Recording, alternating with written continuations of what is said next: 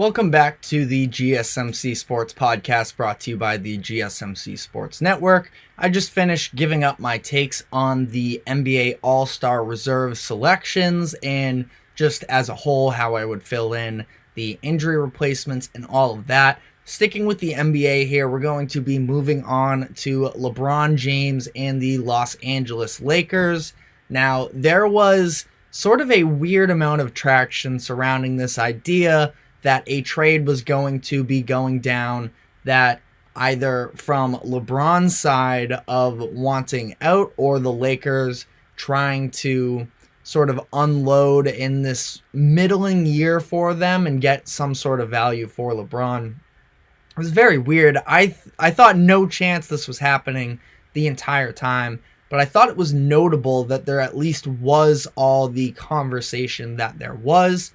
It was sort of picked up because LeBron James, he was ruled out earlier in the day for the Lakers game against the Celtics. Him and Anthony Davis both were. And this was coming off of a loss to the Atlanta Hawks on Tuesday, where after the game, LeBron made some pretty interesting comments about how he was asked about what message he would send to his teammates. He said, "I don't have any messages for my teammates."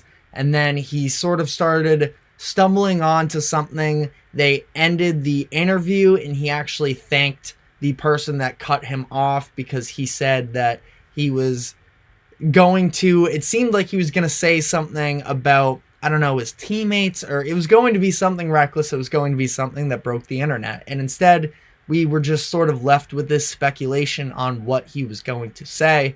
And then later that night, in the middle of the night, he tweeted out an hourglass, just the classic if you are a pro athlete and you want to sort of get the media going on something. You tweet out either the hourglass emoji or the eyes emoji, and that's what he did, and it led to all this speculation. And then to have him be sitting out a primetime game just a couple days later got the people going. Now, again, I didn't think that there was ever really a good chance of him being traded. I thought that would have been pretty remarkable. And Rich Paul, his agent, came out today and said that LeBron is not asking for a trade. He confidently said LeBron won't be traded. It's not that LeBron has a no trade clause in his contract, interestingly enough, but there is a trade kicker for 15% of his salary. If a team were to trade for him, they'd be paying his salary plus an extra 15% of that, which makes it very unlikely, I think, that he would get traded, even though, especially with some of the buzz that we'll be getting into with the New York Knicks, you have the likes of Stephen A. Smith sort of challenging LeBron almost to get traded to the Knicks. I don't think that that's happening this season, but what is interesting, and Brian Windhorst did a very good job sort of covering this whole idea, pointing out the fact that LeBron he still has a player option for next season, and it is worth $50 million. That's a lot of money, and we're talking about LeBron James, of course, but now at 39 years old, how much money is he going to draw in free agency? Now, that's a whole nother debate necessarily. I think that you have to give him big time money on a shorter term deal, but $50 million is $50 million. And when you're LeBron James, it's not that you're concerned over $50 million, but I'm just curious whether or not he hits the open market, if he could make more money than that. If you have any thoughts, feel free to let me know. But I think that this is, as Windhorst pointed out, the first time in LeBron's 6 years with the LA Lakers that he has an out of his contract. He's been actually earlier on getting contract extensions done through the first couple times that his contract was approaching a standstill, or an expiration, I should say. And now this is the first time that LeBron James can sort of dictate his future, whether or not he wants to stay with the Lakers. And I think that it all just sort of leads to this interesting conversation of what do the Lakers do going forward here, knowing that LeBron has an out, knowing that if you come up short, there's a chance that he could leave, but also you want to, if you're the Lakers, realistically knowing how few assets you have for the long term, you want to convince him to stay. So it's this sort of weird give and take, push and pull of trying to evaluate the situation as a whole. Now, the Lakers last night, without LeBron James and Anthony Davis, come into Boston and pull off the upset win. We are now less than a week away from the trade deadline. That is February 8th, and they sit at 25-25. So if LeBron is probably staying put for the remainder of this season, what does the future look like here? I think that some factors to consider, especially talking about this whole idea of him having a player option after this year. If you haven't already heard about it, his son, Bronny James, is at USC, and he is in the midst of a pretty rough freshman year, not necessarily from an individual standpoint, but USC is a very underwhelming team.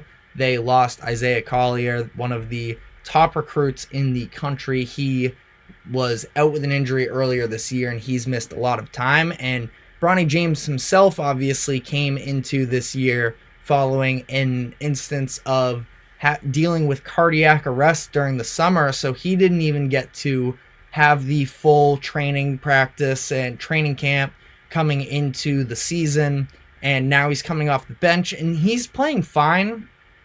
You can see the talent there with Bronny.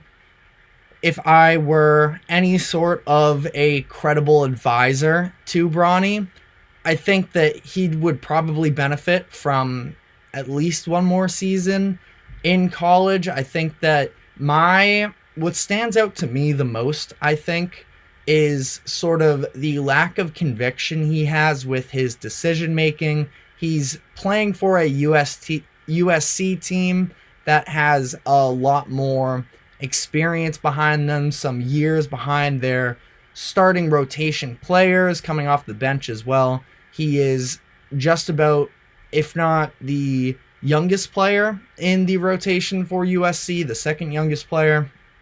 Only one other freshman gets real playing time, at least as the current moment, with Collier injured. So I don't know if Bronny James is really NBA ready. But that being said, if he were to declare for the draft, I think it's almost a shoo-in that he would get drafted just for the chance of a team trying to draw LeBron James to their organization, which is, again, is it necessarily the right move for Bronny? Not really, in my opinion, but at the same time, he can guarantee himself an NBA contract, and I don't know, maybe learning among the ranks of LeBron James and the rest of the team and an NBA roster as opposed to this bad USC program, at the moment at least, could be more beneficial for his growth. But again, that's just sort of my thoughts on Bronny as a whole. But on this bigger conversation about the Lakers and whether or not they should be investing into this year, I think that it's probably a legitimate concern that LeBron James and Anthony Davis have been primarily healthy all season. Two guys that are, LeBron James, it's more so that he's old, and yes, he's been dealing with some injuries through his Lakers stint, but I think that when he misses games more times than not, it's not full load management and it's not full rest, but he knows that he has to be fully himself come the playoffs. Anthony Davis has very much been an injury-prone player through his career, and he's been very healthy for the majority of the season. And despite their two best players playing in the majority of games, they are still just a 500 team, which is definitely some form of a concern. I do think, though, that there's got to be some level of I know the in-season tournament wasn't necessarily the highest level of competition. Once they got to the knockout round, they played a Phoenix Suns team that was obviously still coming together, still very new. Brad Beal was out for that game. He had not been playing consistently for them yet. Then they went on to play a young Pelicans team that just sort of seemed happy to be in the moment. And then they beat a Pacers team, also very fun, also very competitive, but younger. These aren't necessarily... I mean, the Suns are a true contender. I guess I mean by this is they had a solid run in the in-season tournament, but it's not like they played the highest level of competition. All that being said, LeBron James was incredible during that run, and that is sort of, I just feel like I can't see that even happen just a couple months ago and be like, yeah, they have no chance when the playoffs come around. I think that LeBron is just the type of player that can elevate his game whenever they need to. And they had a mediocre start last year, and I thought their roster was even worse last year than it currently is now. So I definitely am not ruling them out of anything. And as far as whether or not they're worth investing into, I think that the idea is very much there. It's just a matter of what really is there out there to acquire that would make sense for the Lakers, because you hear the stars that are supposedly on the market: Zach LaVine, DeMar DeRozan, DeJounte Murray. I don't know if any of them fully sort of encapsulate what the Lakers need. Maybe they would be better off trying to get some of the more rotational pieces. Now, up until last night, I was sort of the mindset, if the deal is right, I don't think that Austin Reeves should be untouchable. And untouchable, I think, is a term that gets thrown around a little too much. I still don't think Austin Reeves should be untouchable because he wasn't having a great season necessarily, but he now has back-to-back games with season highs, scoring, 31, 32 last night, and he was incredible leading the way for this Lakers team. And that's sort of where it comes down for me. It's just the consistency. And what's so weird about it is the consistency on both sides, because we know they have talent on defense, but in the past week going into that Celtics game, they went 2-2, allowing 138 points, 135, 144, 132. That is very bad, obviously.